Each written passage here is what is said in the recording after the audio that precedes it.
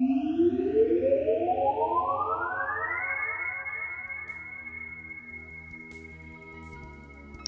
again!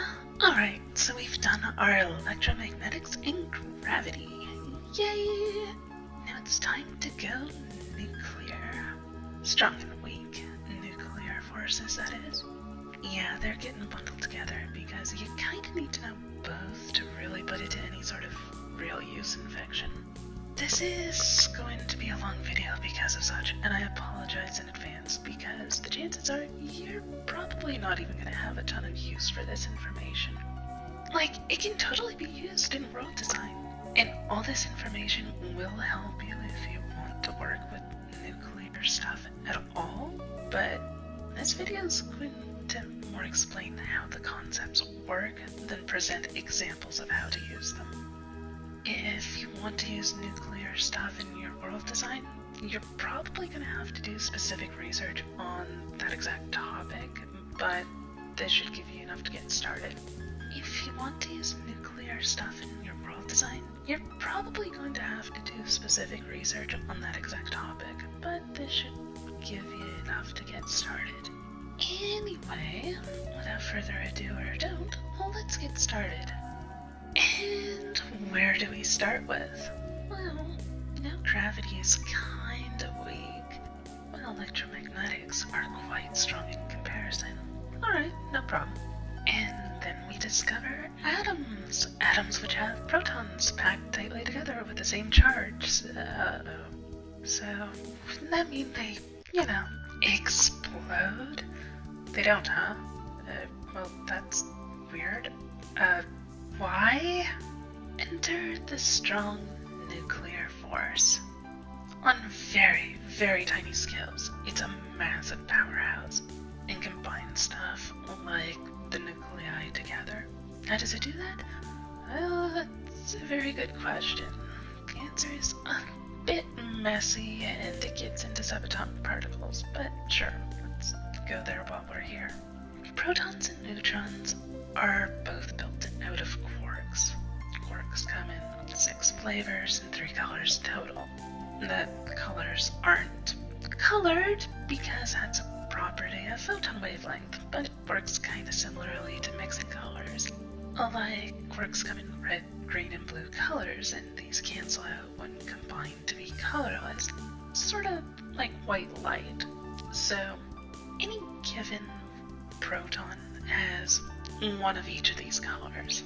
Now, this gets a bit weird in that the strong nuclear force actually has a carrier particle known as a gluon. Yeah, the names are weird. Welcome to particle physics. Anyway, carrying on, gluons are kind of weird in that they bounce between these quarks and connect them kind of like a web of webs, elastic bands, string. Now that gets confusing with string theory. Well, anyway, basically your gluon is stuck to these quarks, but can bounce between them. Oh, and gluons have their own color, which doesn't really make this any easier, especially since they shift colors constantly. See, every time the gluon bounces from one quark to the next, both the quark it was previously in and the one it bounces to change color, as does the gluon itself, but always in a way that keeps the proton or neutron neutral, with one of each of the 3 colors between its 3 quarks, because it's basically reinforcing these bonds very rapidly all the time, and the gluon can't exist outside of this really short range of bouncing between quarks. Basically means protons and neutrons are really stable. Alright, so yeah, that explains why the proton itself doesn't explode, but it doesn't say why when we stick 2 protons next to each other, they don't explode anyway despite that. I mean, the electromagnetic force hates it when a bunch of same charged stuff gets together, like the positively charged protons. So what's going on there? Well, the gluons are happy enough to bounce around inside the 3 quark protons and neutrons, but as they do so, little tiny pieces break off constantly. Oh, Oh, this isn't going to be fun, is it? No, it's not. So, basically, a quark will occasionally break off from the proton or neutron when it picks up a second one from outside. This turns it into a 2-quark pion, which goes flinging off to another proton or neutron. Then another quark takes up the place it just was to reform the previous proton or neutron so that it maintains that holy trinity thing it's got going on. So we have these gluons holding the actual protons and neutrons together, and pions doing a similar kind of thing at a weaker scale inside the actual nucleus. The thing is, pions like being close together, but not too close. They're really picky about that. Like, seriously, they repel things when they get too close together, but they hold them together if they get too far apart. Think of it like that one person in any party. She wants to be the center of attention, but you don't dare invade her personal space or touch her. But if you ignore her or try to leave, there'll be hell to pay kind of dealy. She's usually what holds the whole party together, but you can't really get away from her, nor get too close to her. Anyway, that's not even the only thing that the strong nuclear force does. You know that thing we covered in gravity about how, like, mass and stuff works? Well, it turns out the strong nuclear force generates most of the mass an atom has. Like 98% of it or so. So, atoms are mostly empty space and mostly massless, but when you introduce the strong nuclear force, bam, mass and structure. We're still working out the specifics on that one, how it actually does the thing. Like, we know it does it, we're just not really sure how it does it. And this is a personal opinion, but since the strong nuclear force generates almost all the mass and matter, I'm gonna go out on a limb and suggest that it probably does the same for dark matter as well. Whatever dark matter is, it's probably also being held together by this strong nuclear force, and is probably also disproportionately getting its mass from those same bonds. Really relevant to fiction discussion, just my personal thoughts on the matter, and if I were a physics student, it'd probably be my thesis. If you want to use it for a sci-fi setting though, by all means feel free to steal the idea, because I doubt I'm ever going to go back into physics again. Anyway, now that we have the strong nuclear force out of the way, let's check the weaker version, which oddly isn't really related to the strong nuclear force, which is even more weird because we just covered there were two distinct strong nuclear forces, and one stronger than the other. Look, I didn't name this stuff, okay? It'd have been way more interesting names like Asplodium if I had. Or, well, anti-Asplodium, I suppose. Anyway, so yeah, the weak force describes a few things, but in particular, atomic decay. Protons and neutrons can just spontaneously fall apart into other types of subatomic particles. I know, I mentioned they were stable previously, but they do still decay eventually. What's interesting about this is that it's a consistent rate based on the type of atom, or specifically the isotope, which is a variation on an atom which has more or less neutrons. The number of protons determines what atom it is, the number of neutrons determines the isotope. Certain isotopes decay really fast, they're not very stable and will fall to pieces in fractions of a second. Others will last for tens of thousands of years easily. The thing is, this happens with that pesky probability rate that quantum mechanics likes to throw around, rather than a set value. So it doesn't work like a loaf of bread, where you set it out on the counter and after 2 weeks it's moldy. No, it's like 2 weeks and half of it's moldy, so you cut that off and throw it out, and the other half is perfectly fine. Because that makes sense. Sure, we'll go with that. Then 2 weeks later, half of the remains are moldy, so you cut that off and throw it out. Then 2 weeks later, half of that's a mess. Actually, you know what? This whole thing is a mess. Atoms, what are you doing? Alright, well, anyway, that's what a half-life is. It's the time it takes for something to decompose half of its total value of one type of an atom into a different isotope or a different atom entirely. This is also where the game Half-Life got its name from. Well, alright, that's weird, but it has a helpful aspect to it too. Because atoms decay at a consistent rate, we can estimate pretty accurately how old stuff is. You've probably heard of carbon dating before. Well, it's technically C14, or carbon with a total mass of 14, or 6 protons, 8 neutrons. Pretty much every batch of carbon you start off with has a set number of C14. And then every 5,730 years, like clockwork, half of the C14 decays into C12 instead. Now, while you're alive, this doesn't really matter. You breathe in air, you breathe out carbon dioxide, so you're swapping in and out the amount of C14 during your whole life. Once you die, though, well, you tend to stop breathing.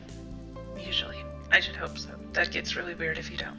This means that the C14 no longer gets replaced, and instead your bones and such start converting it into C12. If we check what the C14 levels in the air were like when you were alive, by checking stuff like ice cores or other stuff that was made at the time you were alive, such as molten rocks which solidified with a specific date, like a volcanic eruption or whatever, we can use that as a baseline to say, hey, there's this much C14 left, so this is roughly when you died, give or take a few years. You'll notice there's the tiny discrepancy that if the C14 in the air is drastically different from one time period or another, nuclear testing in the 60s led to the C14 content doubling worldwide, for instance. It's not entirely reliable any longer. Another problem is that this atomic decay rate continues constantly, and eventually you'll wind up with so little C14 left that it's no longer useful as a tool of measurement. Kinda like an egg timer that runs out of sand. Fortunately, every element in isotope does the same thing at different rates, so we can kinda use them each as a stepping stone for each other. Where one element becomes useless for measuring stuff, another one has already been viable, and they overlap. So we can use them to test each other. It's not 100% perfect, but it's accurate to a really surprisingly good degree. And then science just had to go screw that up, because that's how science do. You know that thing where I said radioactive decay rates are consistent? Well, that's not 100% accurate. We thought it was, until about 5 years ago, and then we discovered it's not true. Turns out there's a weird 33-day cycle where radioactive decay increases and decreases slightly. That just so happens to line up pretty accurately with the core of the sun's rotation. Oh joy! And it's probably due to neutrinos. Aha. So, here's the actual quote from one of the researchers who stumbled onto this problem. And I quote, "What we're suggesting is that something that doesn't really interact with anything is changing something that can't be changed." Thanks, guys. I mean, we're happy to learn more about how the universe works, but did you seriously have to break everything? Yeah, I guess he did. Well, what else? The point of the matter is that even though we like to pretend we really understand this stuff, we're still having very basic assumptions overturned on a fairly regular basis. If you look back on any of these videos in 5 years, they probably won't be accurate any longer. I double-check my research for the most up-to-date stuff before I make them, but let's face it, physics doesn't care. Anyway, the weak nuclear force basically covers stuff like radiation. When an atom decays, it breaks down in smaller pieces, and usually a bunch of energy gets released in the process, because that strong nuclear force has a lot of power backing it up. Splitting an atom directly snaps off some of the bonds we talked about back in the strong nuclear force. Like, when you detonate a nuclear bomb, you're not even really doing that much to the atom. You're only splitting off a tiny, tiny piece of it. The vast majority of the energy is still held inside of the atom. So that should give you an idea of the kind of power load that's stored inside of an atom. But that's a bomb. That's basically pulling on one of those strong nuclear elastic bands so far it snaps violently. So why doesn't a nuclear reactor explode then too? Because it's not the same thing as the simple answer. For the more complex answer, it has to do with isotopes and the weak nuclear force. See, when you have an atom with, say, more neutrons than is stable, it wants to get rid of those extra neutrons. This causes it to decay into a different isotope with less neutrons. No big deal. But where did that neutron go? Well, it either fell apart into other subatomic particles, or it got kicked out of the nucleus, and in the process it snapped one of those still strong but not quite as strong pion bonds instead of the extra strong gluon bonds. So a bit of energy gets thrown out at the same time, generally in the form of heat. That little neutron just went flying out of there because, well, elastic band breaking again. Not as strong enough an elastic band, so it's not going as hard or fast enough to actually destroy the atom, nor break apart an actual proton or neutron into tiny quarks, but it's going fast enough that it doesn't just bump into another atom. It bashes its way right in and goes, "Hi guys, I'm new here." But that atom already had enough neutrons. Now it has too many. Kinda like that one that just kicked out a neutron a few moments ago. So that one kicks out a neutron to make space for the new one. That second neutron goes to a third atom, which promptly kicks out a third neutron, which goes to a fourth atom. This is what a chain reaction is, and specifically it's a critical reaction because it's going at a 1-to-1 ratio of neutrons being kicked out of atoms. You kick out one neutron, you gain one neutron. Actual fission reactors work at a slightly supercritical level, meaning if you kick out 100 neutrons when they bump into new atoms, it might kick out 101 neutrons in the next wave. So it's slightly more than self-sustaining. And each time a neutron's punted over to the next atom, it generates a bit of heat as part of the process. Now, how we make power out of that is we submerge this whole thing in heavy water. Like normal H2O has 2 hydrogen and an oxygen. Well, this is the same thing, except both those hydrogen atoms have a mass of 2 instead of 1 thanks to having an extra neutron present. So, at least compared to regular H2O. And we do this because it can hold more energy than standard H2O, among a few other nice benefits on the side. This heavy water boils, it turns to steam, and then we use that steam to turn a turbine and generate electricity. Yes, nuclear power plants are literally just steam powered, except they use radiation instead of burning coal to generate the steam. I know, it's weird, but whatever. We haven't found too many better ways to convert the energy into electricity so far. Even some solar power plants just reflect the light via mirrors to a focal point to boil water, and then use the steam the same way. Anyway, so wait a second. Let's digress a bit here. Didn't I say that these reactors work at supercritical levels? Like they're kicking out more neutrons than they have room for? Yeah, see, that's where the whole control rods thing come into play. They're basically neutron sponges.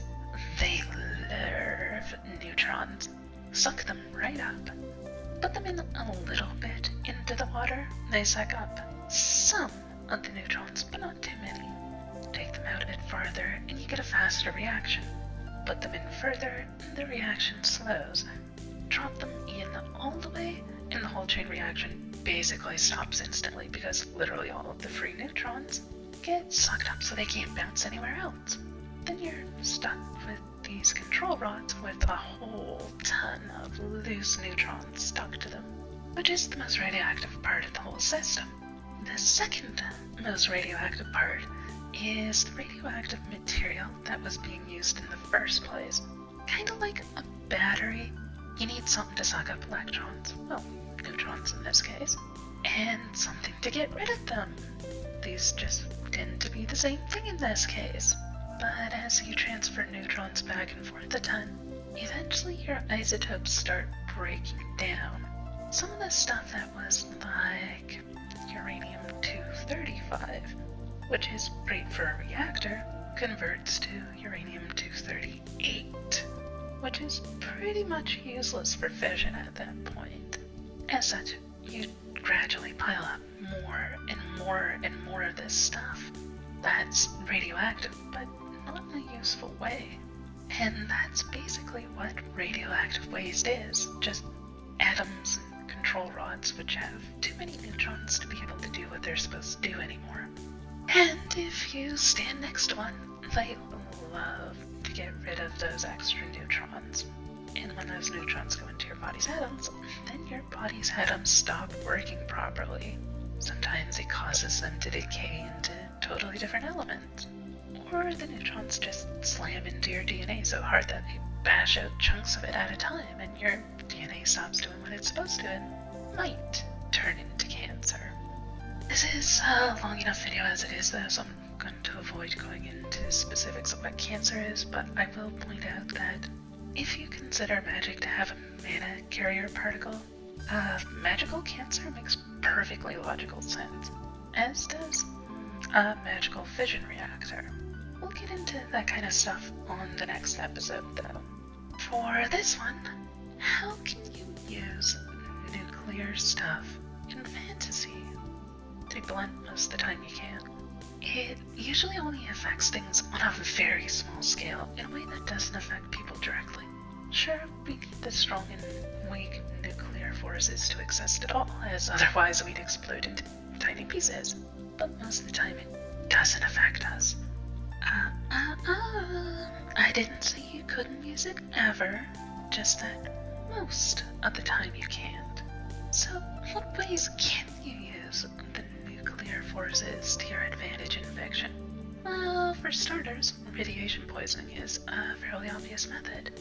Basically, you shoot someone full of stray neutrons or cosmic rays, which are just high-energy particles where the force of these bash out holes in the atoms or DNA that were present. Most forms of radiation are so weak as well that they can't do any real harm to you. Like, alpha radiation couldn't even break your skin if it tried, and beta radiation can be prevented by wearing a shirt. Something as thin as a layer of sunscreen can block out the harmful parts of the sun's radiation even. So we're not talking particularly powerful stuff here.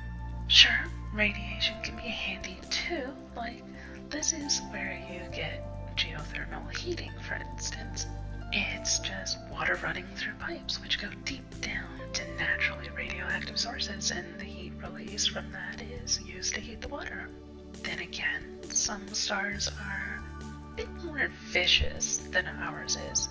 Some planets may have a very high radiation level, such as the Necron homeworld from Warhammer 40,000, which was used as a major plot point for their low life expectancy, and why the Necrons were so willing to increase their life expectancy at any cost. They were sick, literally, of dying at a young age from radiation poisoning, while other species could grow old and lead much better lives. For the most part, however, you normally won't need to worry about the nuclear forces. If you're actually using them at all, you'll probably need to do specific research into exactly what you needed to do, so a generalized overview won't give much help to you. Honestly, I don't tend to directly use them myself most of the time, but rather I use the principles behind them to inform my physics models of how magic works. Since this is a really long video already, and magic seriously needs its own section, I'm gonna stop here. So, short overview. The strong nuclear force has a very powerful effect at very short distances. but not too short. Sort of like a spring, I guess. Like it can hold things together up to a certain range, but it can only compress so tight as well, so it both pushes and pulls depending on how far away you are from it. The weak nuclear force is mostly about how stuff decays into other stuff and the energy released in the process. If you saw anything in this video that you were like, that's kinda neat, then look into it further. You can do all sorts of stuff with the nuclear forces, but they tend to require very specialized research to put them to use appropriately, so hopefully this gave you a crash course on what they do, so you can figure out how to apply them in a way that's interesting. Due to the nature of the nuclear forces, though, you probably won't use them directly all that often. Your homework for this episode is therefore largely optional. If you thought of anything that seems interesting, then please pursue it. If you didn't see anything that made you think about how you could use it in your world, then you probably don't really need to worry about it, to be perfectly honest. And that's it for now, so I'll see you next time.